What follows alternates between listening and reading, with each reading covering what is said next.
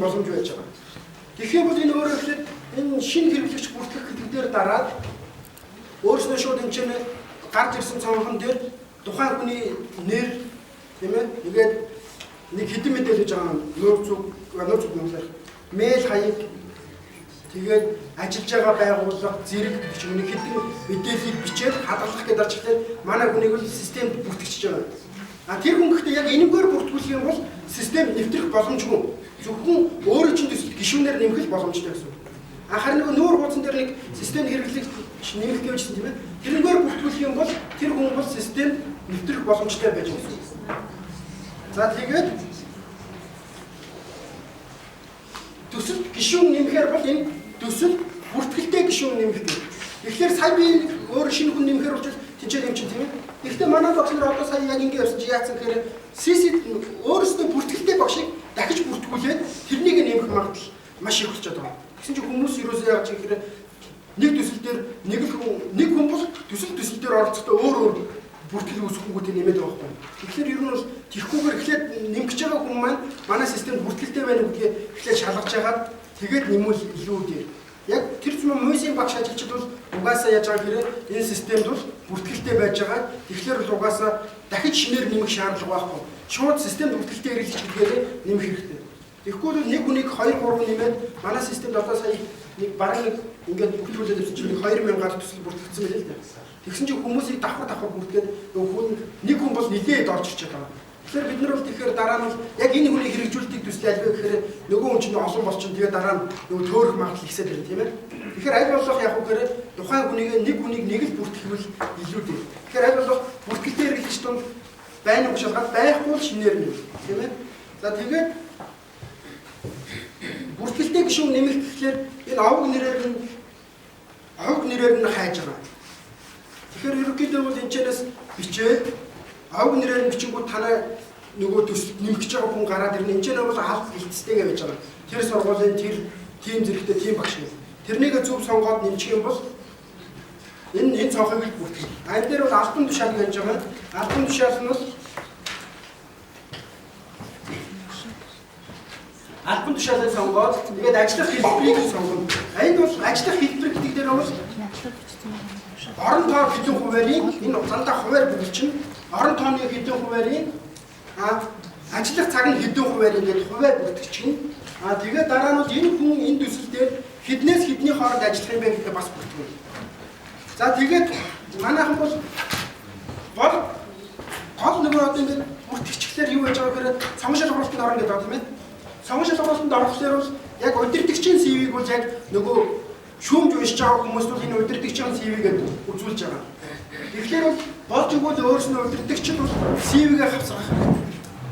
Бусдын ч гэсэн ер нь CV-гээ хавсрах сайн. Бол заавал ер нь удирдагч нь бол CV-гээ хавсрах хэрэгтэй. Гэхдээ энэ бол заавал CV-гээ хавсрах гэдэг шаардлагагүй. Ер нь бол CV-гээ хавсрах юм бол цааш шалгуурд бол хэрэгтэй байж магадгүй гэсэн үг шүү дээ, тийм ээ. За ингээд CV-гээ хавсрах нь за ингэснийхаа дараа нэмэх гिचг юм бол энэ төслийн жагсаалт нь төслийн гишүүд нэмэгдчихнэ. За тэгээд төсөл дээр бол ерөөсөө манайхан бас удирдагч өөрөө бүртгэгдсэн. Тэгээ өөрийгөө ерөөсөө удирдагч гэж нэмэхгүй байгаад байсан л та. Тэгэхээр бол ерөнхийдөө бол удирдагч гэдэг өөрийгөө ч юм уу бүх хүнээр нэмэх хэрэгтэй. Зүгээр гишүүдэд нэмчихэд яг өөрийгөө нэмээгүй байх тохиолдол нэлээд их байгаа. Энэ ер нь удирдагч нь гэхдээ нэмэгдээгүй. Ерөнхийдөө өмнө бүрдсэн төслүүдийг ажиллахаар гэсэн үг шүү дээ. Тэгэхээр өөрөө удирдагч нь удирдагчгаа заавал өөрийгөө дахиад удирдагч гэж нэмэх хэрэгтэй. Энэ бол ерөнхийдөө хоёр хүн энэ мэдээллийг засчулна. Төслийн мэдээллийг хоёр хүн засчулна. Хоёр гэж ерөнхий бүр одоо системийн админийг засчулна. Дараагийн засах хэрэгтэй хүмүүс бол төслийг бүртгэсэн хүн засчулна. Тэгээд бас энд удирдагч гэж бүртгэсэн хүмүүс төслийн мэдээллийг засчулна. Тэгэхээр одоо энэ чинь зүгээр гишүүд бол төслийн мэдээллийг харж болно. Засах хэрэг байхгүй. Зөвхөн харах хэрэгтэй гэсэн үг тийм ээ. Тэгэхээр бол бид нар бол удирдагч гэж бүртгэсний үр дүнд бол бас энд бол засах хэргийг нэмж өгч байгаа гэсэн үг. Тэр хүн бол бас төслийн мэдээллийг бол засах боломжтой гэсэн үг тийм ээ.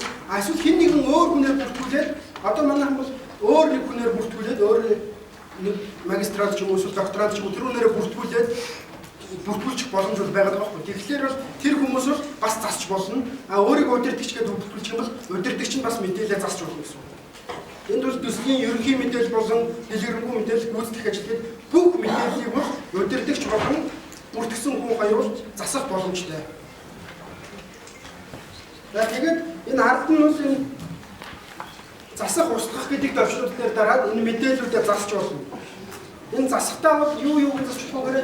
Энэ хүний мэдээллийг бол албан тушаалын засч болно, ажилласан хувийн засч болно, ажиллах хугацааг засч болно. А энэ хүнийг солих бол энэ хүнийг устгахаас өөр арга байна. Энэ хүн бол буруу хүн бүртгэгчлээ гэх юм бол энэ үнэ устгаж байгаа дахиад оруулах гэсэн үг шүү дээ. За энд бол засах боломж нь ингэж байж байгаа. Засах төвч дарчингууд энэ яг энэ цонх маань гараад ирнэ. А эндээ бол эдгээр нь бол бүгдэгдсэн байж байгаа гэсэн үг тийм ээ. Энэ тухайн хүний албан тушаалын гишүүнгээ бүртгэгдсэн байсан бол гишүүн гэдэг сонгогдсон, хувинууд нь сонгогдсон, ажиллах хугацаа сонгогдсон ийм байдлаар.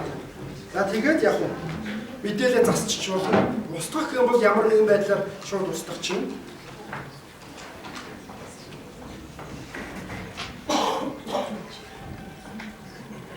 За тэгээд санхүүгийн зарцуулалтын төлөвлөгөө би ямар мөнгөийг яаж зарцуулах юм бэ гэдгийг энэ санхүүгийн зарцуулалтын төлөвлөгөө гэдэг хэсэг дээр бол санхүүгийн зарцуулалтын төлөвлөгөөнүүд орж ирнэ. Энэ чинь санхүүгийн төлөвлөгөө гэж байна.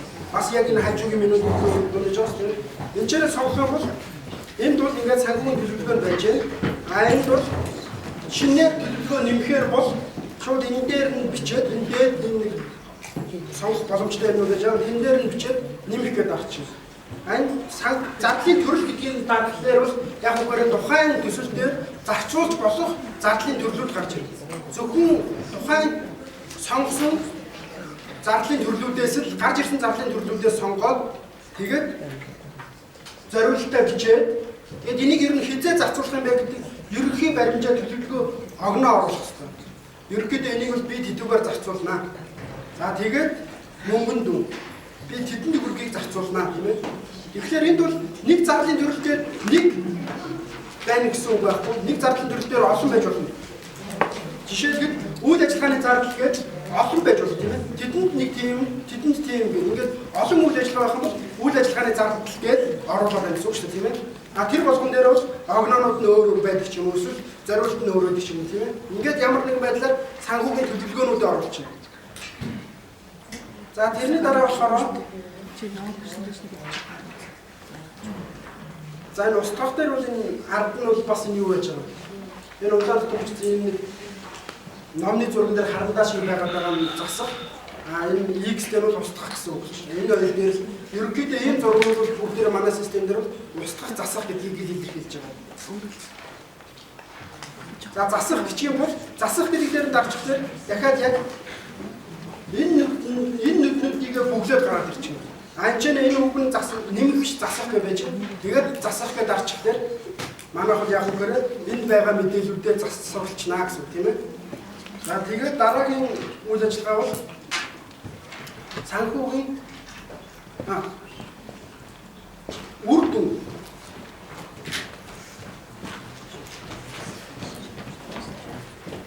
Ямар үр дүнд хүрэх юм бэ гэдгээ бас бүгэлж өгсөн. Тэгэхээр бол төслийн үр дүн гэдэг энэ нэг сонголт байж байгаа менюний хажуугийн меню дотор төслийн үр дүн гэдэг энэ төслийн үр дүн гэдэг дээр дарахлаар бол энэ чинь манайх төслийн үр дүнгуудээ оруулж өгөх боломж байж байгаа. Ямар үр дүнд хүрэх юм бэ? За тэгэхээр үр дүн бүртгэхдээ бол энэ үр дүн нэмэх гэдэг нь яг энэ дээд ерөнхийдөө бол манай бол ямар нэг юм нэмэх гэх юм бол энэ дээд энэ бусан дээр нь тэр нэмэх боломжтой төвчийг бол байрлуулсан байж байгаа.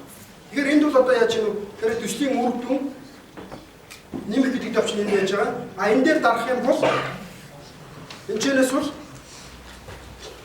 бас энэ цонх гараад ирнэ. Энэ дээр айн цонхноосоо энд бол юу ямар төрөл эрдэм шинжилгээний өгүүлэл юм уу эсвэл патент юм уу гэдэг тэр төрлөө сонгоод тэгээд энэ чинь ерөнхийдөө тайлбараа хийгээд тэгээд хэдүүгээр юм бэ гэдэг төлөвлөсөн огноог оруулж өгнө. А энэ үр дүнд бол би хэдүүгээр хүрнэ гэдэг үр дүнгээ оруулж өгнө. За тэгээ ямар нэгэн байдлаар энэний холбоос линк байх юм бол тэрнийг бүртгэж өгнө. Ямар нэгэн гадны сэтгүүлийн байх юм бол тэр сэтгүүлийнхаа линк хийх юм тийм ээ хаягийг энэ ч бүртгэж өгнө. За тэрний дараа бол бас энэ ч бол оруулсан мэдээлэл бас л засаж устгах боломж байж байгаа тийм ээ. А ингээд засаад устгаад байж болно. Энэ мэдээллийг буруу бүгэлдсэн байх юм бол засаж устгаж болно. За тэгээд саналын карт гэдэг. Энэ саналын карт бол одоо ийм байгаа юм л да. Тухайн төсөл бүр дээр өөр төрлийн картууд бүглүүлээд байгаа тийм ээ. Тэр картуудыгаа бүглөөд ямар нэгэн док файл ч юм уу байж байгаа. Тэр файлаа бүглөөд энд бол хавсрах хэрэгтэй. Төслийн саналын картыг. За тэгээд энэ чинь бол энэ товчон дээр дараалал яг үгээр төслийн файлаа хайж олоод компьютер дээрээс хайж олоод тэгээд хадгалах гэж дарж байгаа бол төслийн саналын картыг илгээчихэж байгаа. Одоо манайх энэ чинь зарим хүмүүсийн анхаарсан нь ерөнхийдөө бол нөгөө файлын хэмжээг 4 мегагаар хязгаарлалсан байсан байхгүй. Тэгсэн чинь ер нь бол одоо техник жоохон нэмэх хэрэгтэй юм шиг байлаа л да тийм. 4 мега гэсэн чинь нэлээд олон хүн дээр нөгөө файлын хэмжээ болохгүй, файл хавсрагдахгүй байгаа гэлээ. Уул нь яг гадны иймэрхүү системүүд бол файлын хэмжээг их 4 мегагаас хэтрүүлдэг юм байл тийм. Гэтэ энэний хэмжээ ихсчихлээр бас нөгөө сервер дээр ачаал үүсдэг байхгүй. Энийг яг нэг ярьж байгаа болохгүй тэр файлын хэмжээг 4 мегагаас ихсгэж болж байгаа. Одоо манай багш нар бол ерөөсөө 4 мегагаас хэтрүүлчихлээр голцоо PDF файл дээр баахан зураг авч тавиад нөгөө зураг нь их өндөр наривчлалтай зураг байж байгаа. 4 мега даваад хэдэн мега болчиход байна. 12 мега ч юм уу тийм ээ. Яг тиймэрхүү тохиолдол дээр бол энийг файл хавсрагдахгүй тэгээ хүмүүс алдаатай байна гэдэг байна. Тэгээ алдаатай байна гэдэг үзэхлээр ерөнхийдөө нөгөө файлын хэмжээ хэтэрсэн байгаа л хэлээ. За тийм. За тэгээ ерөнхийдөө бол өөрт ямар нэгэн байдлаар хэрэг болох энэ төслийн